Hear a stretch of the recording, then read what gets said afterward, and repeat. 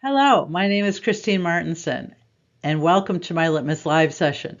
I'm excited to talk to you about inspiring trust through audience first email content strategies. I hope you will end today with some valuable tools and examples that can help you inspire change and trust in your email communication program.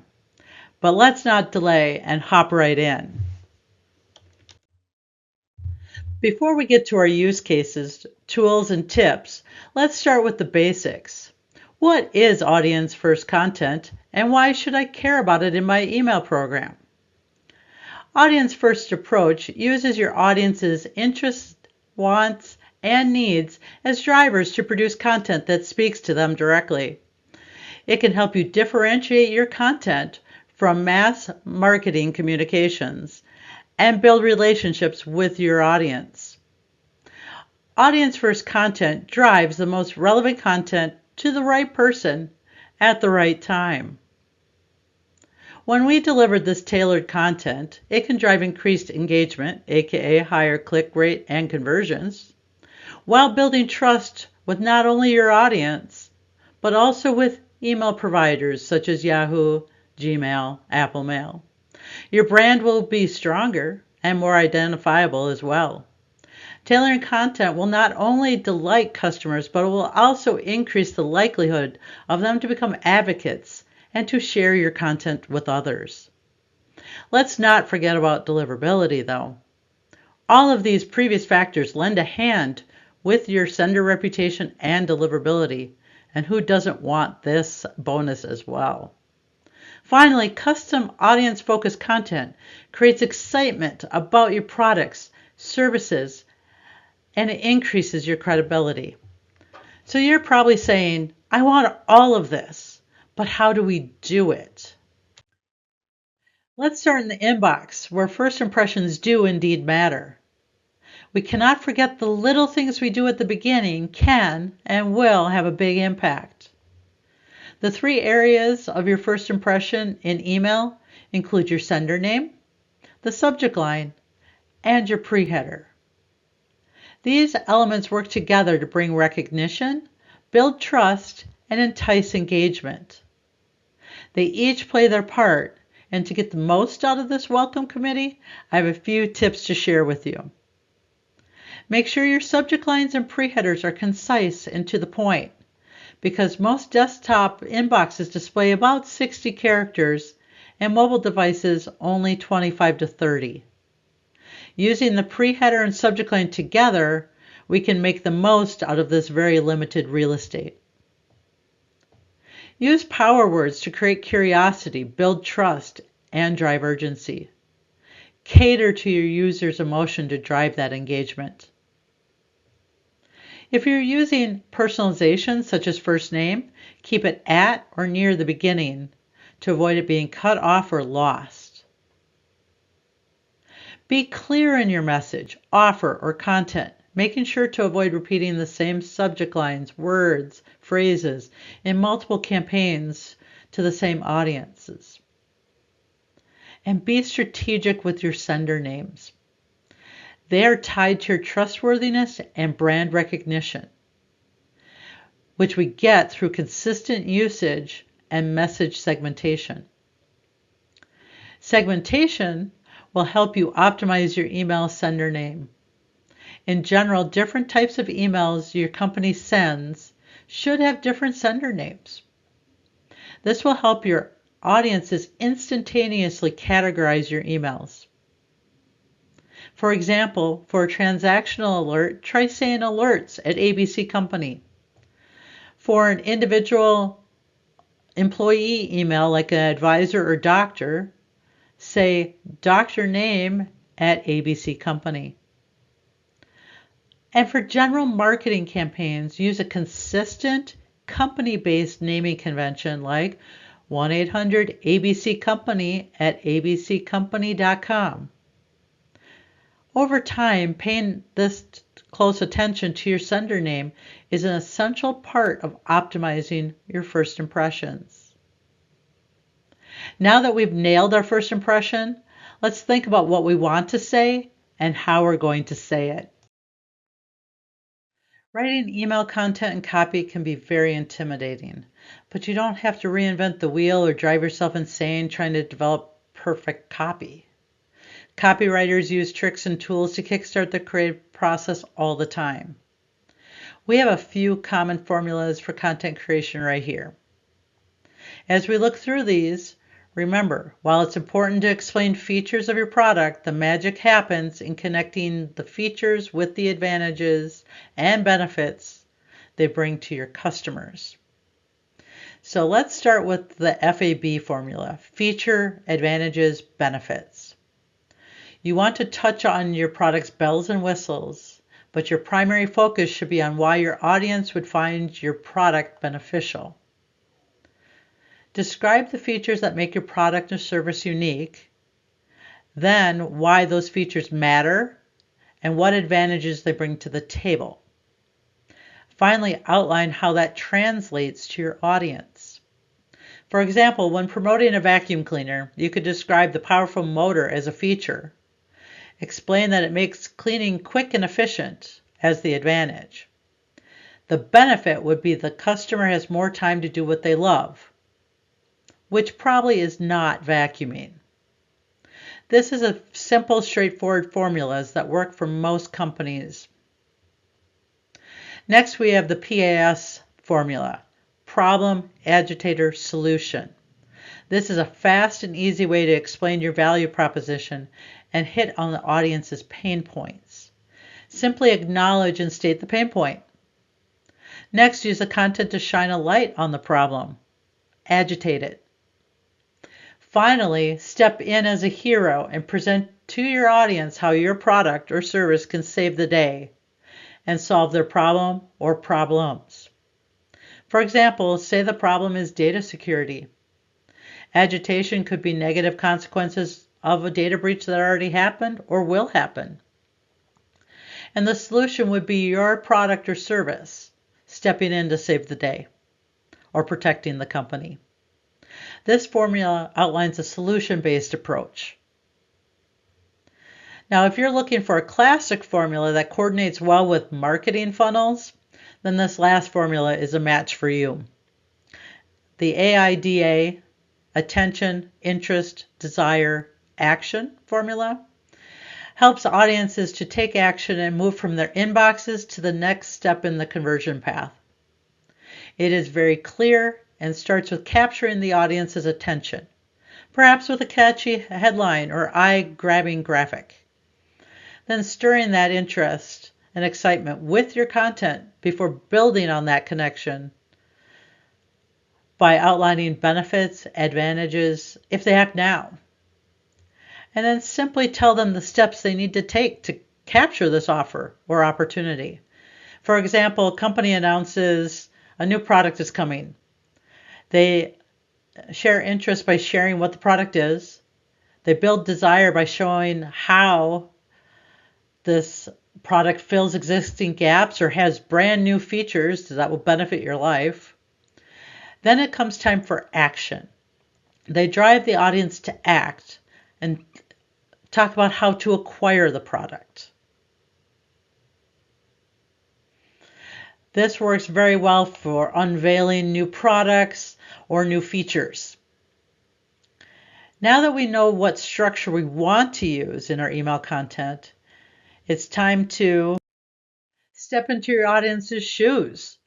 We want to look at our content through their eyes, not as someone who's familiar with all the nuances and details.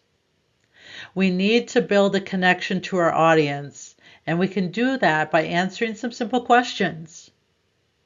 Like, what is in it for me?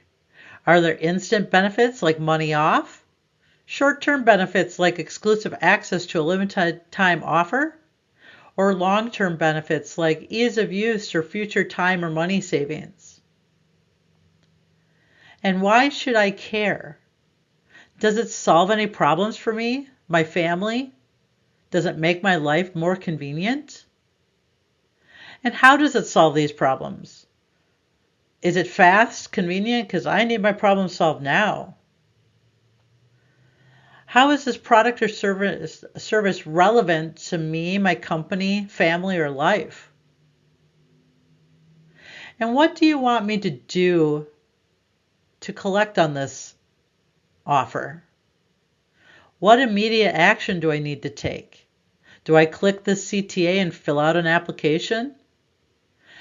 Do I shop the sale and use a promo code? Where do I go to take this action? Do I have to go to the website, add items to my cart, click through some screens? Do I fill out a simple form to register for the webinar or to download a white paper? And are there any additional actions that are needed? Like I have to spend $100 to get the free shipping, or the rewards have to be used by December 31st. If we can answer these questions, it'll be one more step towards understanding your audience and building that all-important connection. We are now armed with a content structure and an understanding and connection to our audience.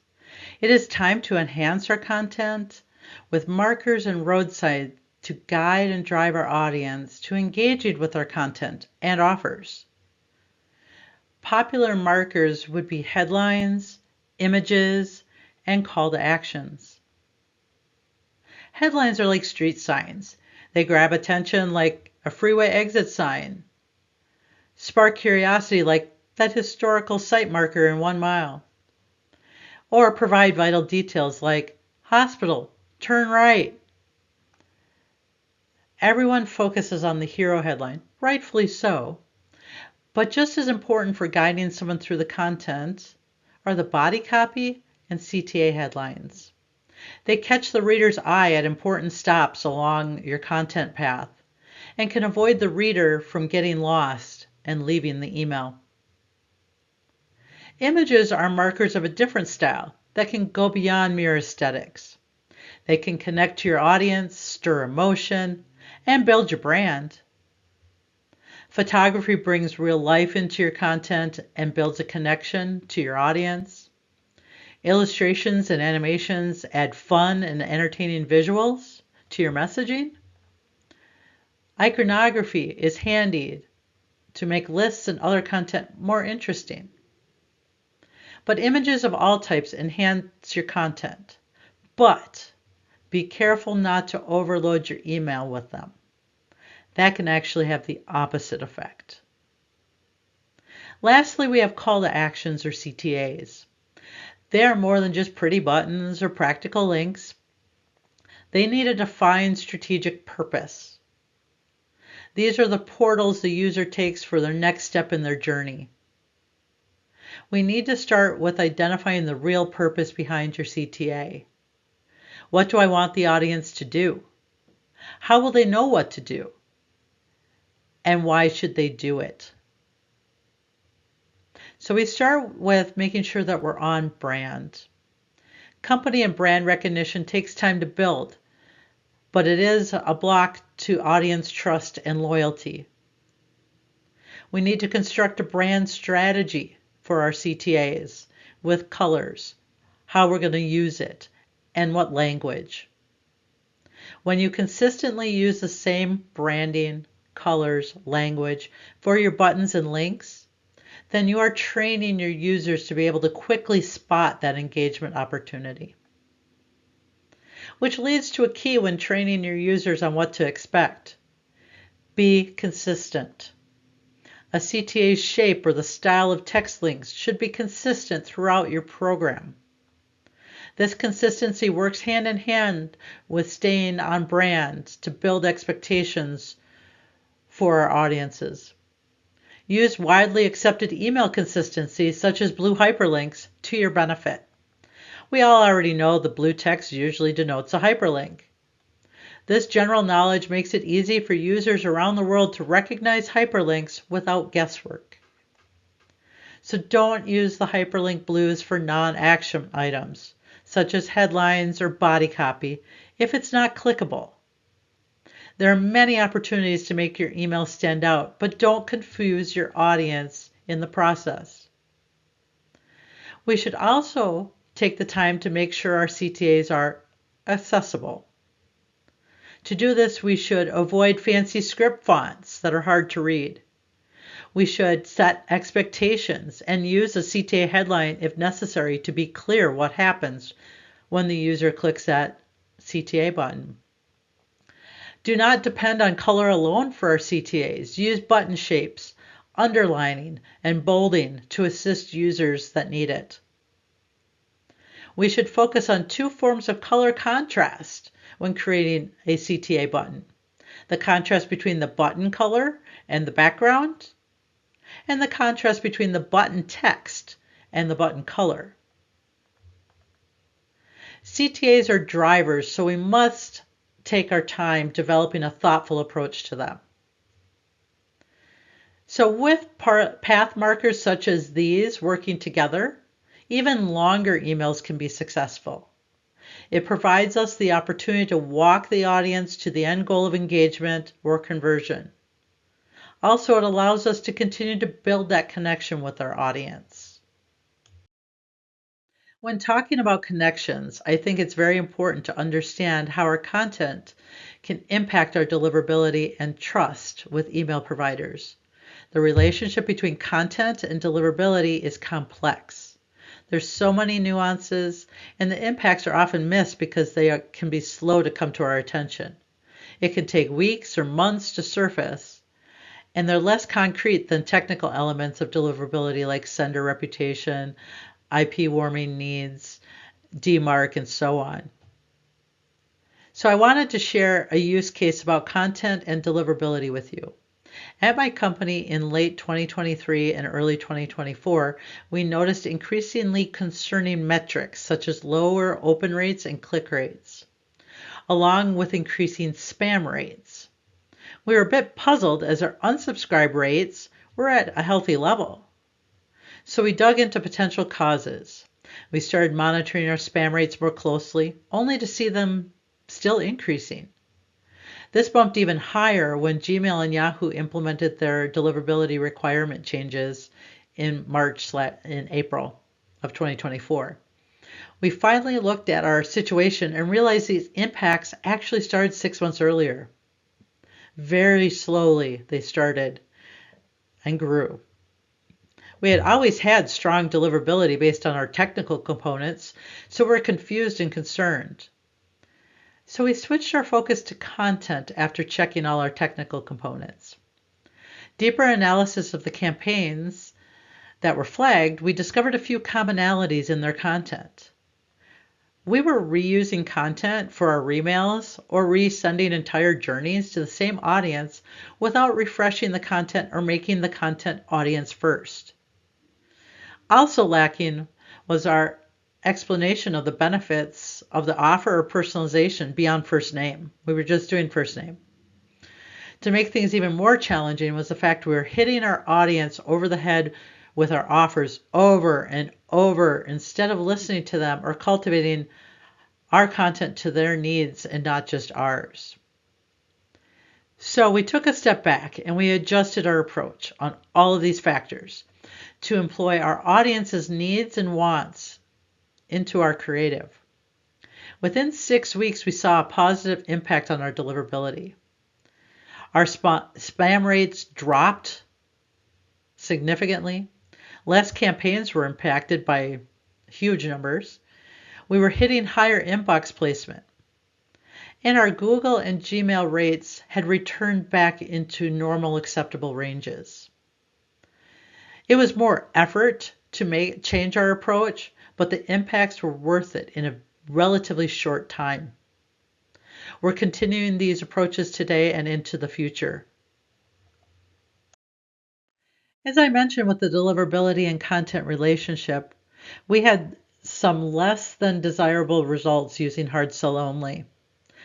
With those learnings, we decided to soften that hard sell, using our content to entice and educate, as well as sell. We noticed that we were approaching the content like our audience already knew what our product was and why it was helpful.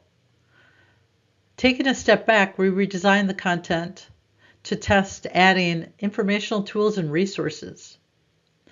We added calculators, more value propositions, and product education. The results were definitely eye-opening.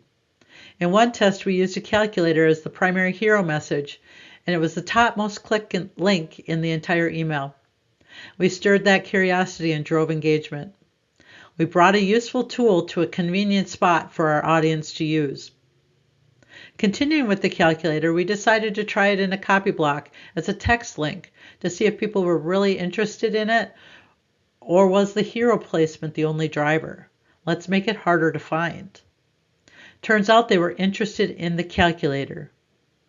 Despite being buried in a copy block below the fold and not featured, it was in the top 3 most clicked links in the campaign. So they did find it. Mark that as a win for the calculator. We went on to test softening the hard sell with educational links in hopes of driving more engagement from those who were not ready to convert. This test was one of the most exciting for me because the audience spoke through their clicks that the educational content was very important to them. The number 1 click link was an educational article that also happened to be the very last link in the email body. That showed us that we did have interest, but perhaps our audience did not know enough about our product like we thought they did. Turns out that all of the softer content carried a majority of the unique clicks, despite being placed below the offer, below the fold, at the end of the content. Alternative engagement opportunities gave the audience a choice, and they took it. So consider softening that hard sell or using curiosity with interactive tools. Don't forget, focus on what the audience tells you through your metrics. Earlier, I mentioned personalization going beyond first name. There's so many ways to customize and more tools to add pizzazz to your content. With our limited time today, I will only highlight a few.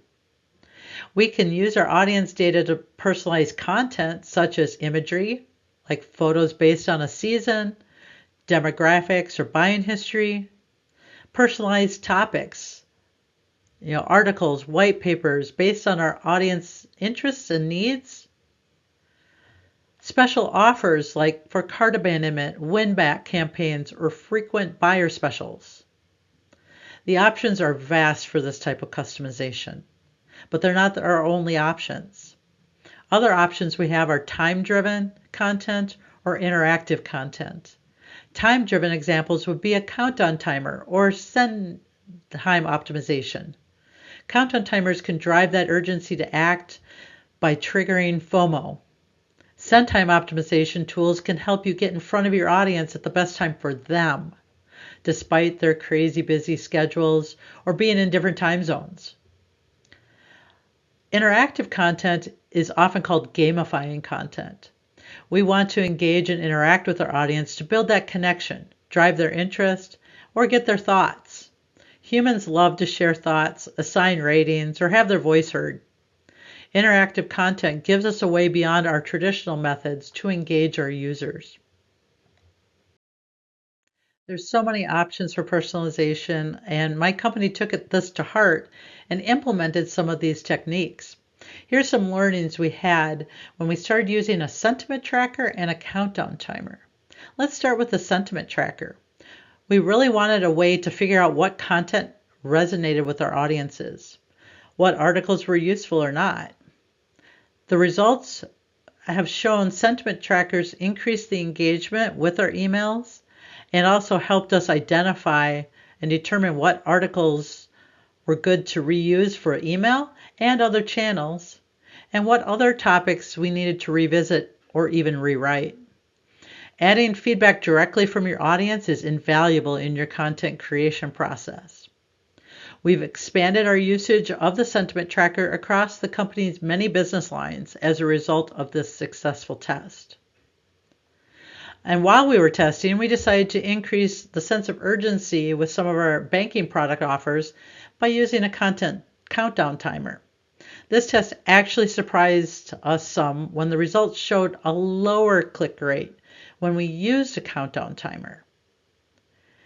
Now, our products do have a longer conversion cycle, so we determined that having a long countdown timer might not work for us. It does not inspire that sense of urgency like a shorter timeline would. So if you have an offer that has a short timeline, countdown timers would definitely be worth testing. Big hint here, test to find the right personalization option for your product and industry. What works in retail or hospitality might not work in financial or insurance industries. Now, as we wind down in our discussion, let me say, audience first email content strategy is not fast or necessarily easy, but it is an approach that can pay benefits to your email program. Here's a quick hit summary for starting your own audience first approach. Let's start with what we want to do. We want to concentrate on all elements of our content. First impressions with sender name, subject line, and pre-headers. We want to step into your audience's shoes and develop content that is easy to understand, navigate, and engage with. Think about how your content practices affect your deliverability and sender reputation.